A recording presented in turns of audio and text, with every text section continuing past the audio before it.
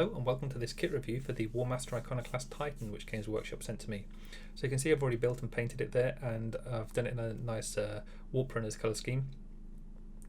There's a few things that are different from the standard Warmaster kit, so just to go over those. One very clearly are the weapons and the head. Now this all comes on one sprue, so there's only one sprue different between the Iconoclast and the standard Warmaster, and that gives you the choice between the two weapons that you see here. And the only other option for weapons is the on the power claw, you can, instead of what I've put on at the minute, you can put a drill bit in instead. And it does come with all the little cards so that you can select the different weapons that you want.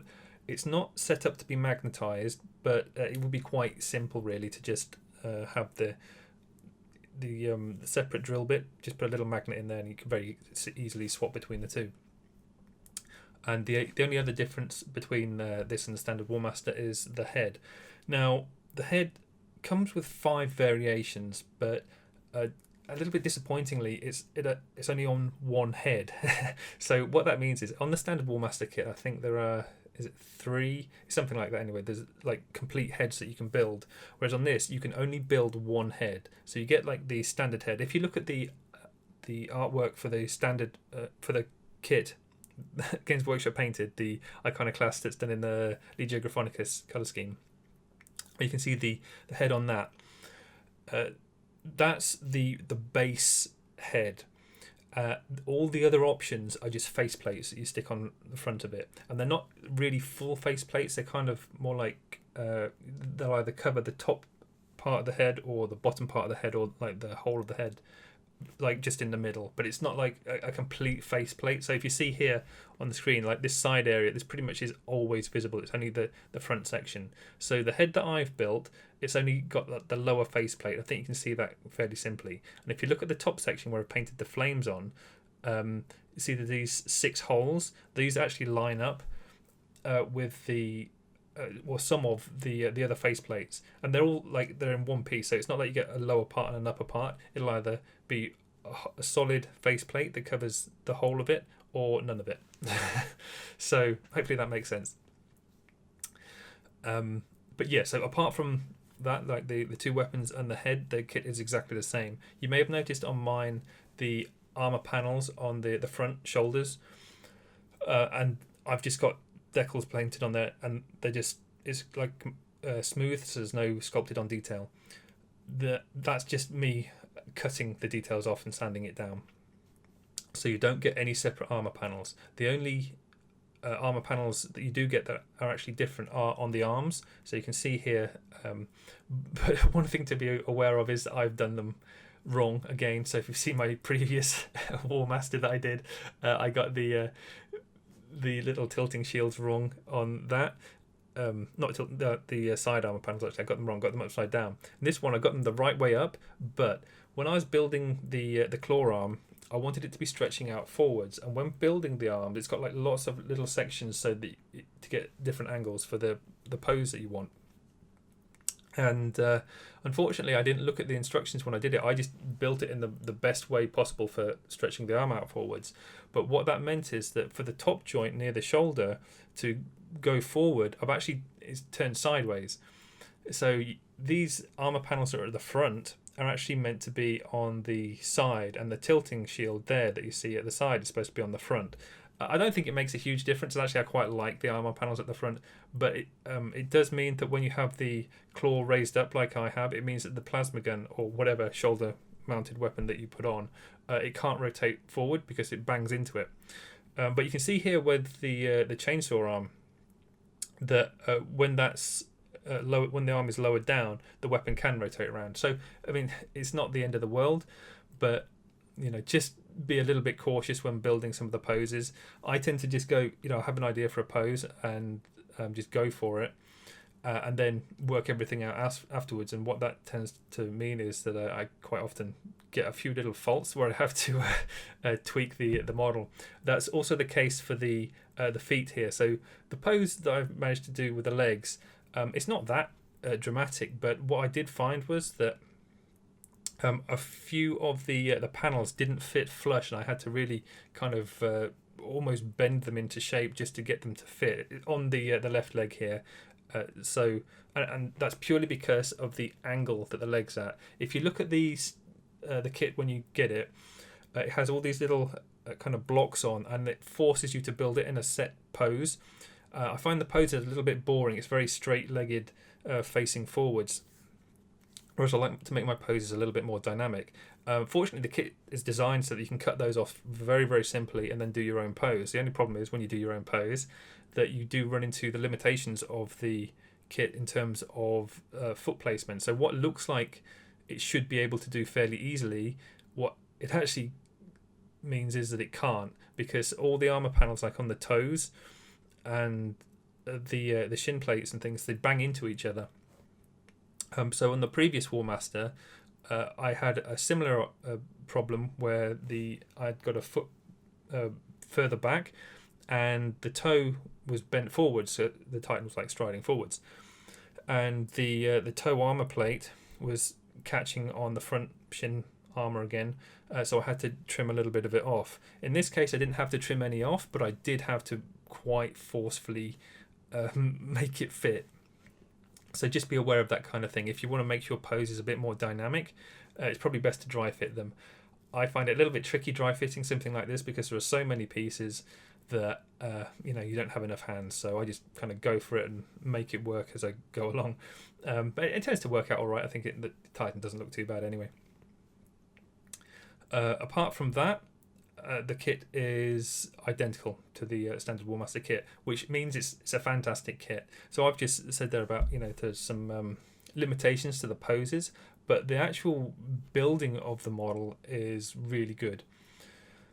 So like all the kind of the pistony bits at the back on the leg, they're all built so that they can change in length. It's not like it has a fixed stride length or anything like that. So again, you can have one leg forward or backwards. You have it, the feet wide apart, close together. You can have it resting on its toes. All the toes on the feet are individually cut out, so that you don't have to do that yourself. No, because if you've built things like the Warlord or the Reaver, they have fixed toes, so they have flat feet. For this model, you don't have that issue at all. So if you have slightly uneven ground, you can have the toes kind of going over things. Just be a little bit cautious when you do that though, because some of the pistons inside, you can do it before you put the armor panels on. It looks like you can do whatever toe shape you want. What actually happens is you do whatever toe shape you want, and then the armor panels don't fit. So again, test fit before you do anything too fancy. On my model here as well, just to note, you can see I've got these sort of banners dangling down from the front armor. Those again are custom made. The kit doesn't come with those. It does have its own little banners. They look a little bit strange. I think I haven't used them on either of my Warmasters yet, or I won't ever. But they're two little dangling things. I think they got like little chains or whatever. And there'd be one that would go on the bottom between his legs as well, coming off of the kind of like overlapping armor plates. And again, but they're all optional, so you don't have to use those things if you don't want to. The transfers or decals that you can see on this, so these are all Warp Runner or Legio Astorum decals that I've put on there. They don't come with a kit. It comes with kind of like the standard Warmaster kit. So these are all ones that I've bought extra, or indeed you can freehand some if you want as well. So things like the flames that I've painted on, they're freehand. I think some of the different Titan transfer sets, they do come with flames, so that if you don't want to freehand them on, you can. But I don't think any come quite this big. And really, if you got, if you want to freehand, what you'll find is you can make it fit the shape much better, because the flames and things that you can buy, they're not set to fit on these specific armor panels. And that's actually one of the problems with the transfer kits that you can get at the moment, that none of them were made with the Iconoclast or Warmaster Titans in mind. So none of the decals actually fit the armor panels completely or very well. So, but like some of them are, are very sort of roughly, the right size, and you just have to trim some of the decals down a little bit to make them fit. Apart from that, it's a fantastic kit. Standard problem that I had when painting it, that I always have with Adeptus Titanicus models in general, is the amount of trim on it. It drives me insane because I make sure I have to highlight and shade each part of trim on the model, and actually that takes longer than any other part on the model. If this didn't have all that trim, I probably would have taken me half the time to build and paint the model. Having said that, it does look good with the trim. It really kind of outlines all the armor panels, gives them some good definition. But it just means I don't paint my armies very quickly. I am going to release a video on how I painted this that covers all of the weathering and things like that. And that will be out probably in a day or so. And I am also actually painting another Warmaster in the Legio Mortis colours, and I'll also be doing a video for that as well. It'll be very similar, but I change up things like how I paint the metals, just to get a bit of variations in all the models that I build. One more thing. I actually nearly forgot it because the top of the video is just about cutting it off. There is one extra gun change. So on the standard Warmaster kit, there is a rocket launcher on the top of the carapace.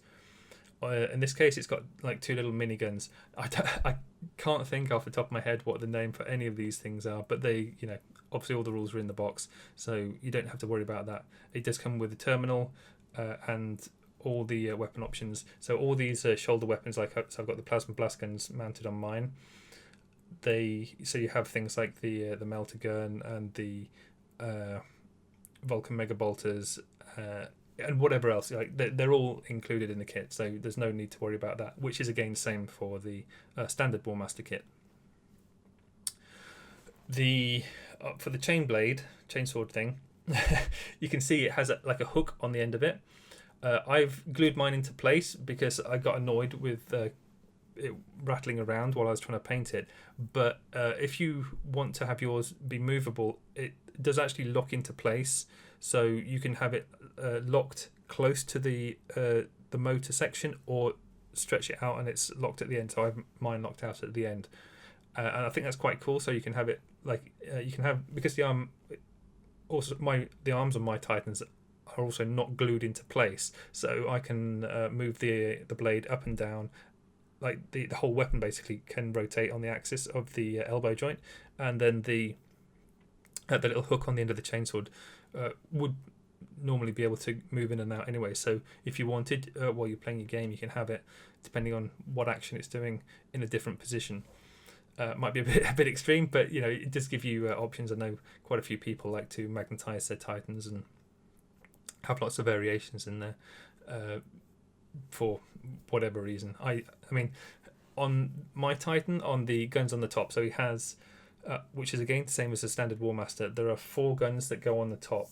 You can see here there's I think there are 2 mortars and 2 anti-aircraft guns I've placed on there. But the kit comes with 4 anti-aircraft gun and 4 mortars, and you have the option of building whichever ones you want. And you can build 4 of both. So there's plenty of guns. So if you end up dropping them and losing them or whatever, you can find a replacement in the box. But they also come with magnet holes. So I actually magnetized all 4 of these little guns, which it seems a little bit extreme, but what that means is that it's easier for me to paint them and then just place them on there, and so they don't fall off. It's purely down to painting for me. I don't care really, I won't take them off again, but it just makes it a lot quicker and easier in that way. One thing to bear in mind, which is again the same as the standard Warmaster kit, the shoulder weapons, so the plasma blast guns that I have at the moment, they are not magnetized. You can magnetize them yourself if you want to spend a bit of time drilling some holes in, so they'd be very easy to do, but the kit does not support it. And that's the same with the little miniguns on the top in the middle of the carapace. They are not magnetized, but you can actually take the whole central block out if you want, which is how I've left mine. I haven't glued it in. So in case Forge World releases any fancy weapons or anything, I can quickly swap it over without having to destroy my kit, basically.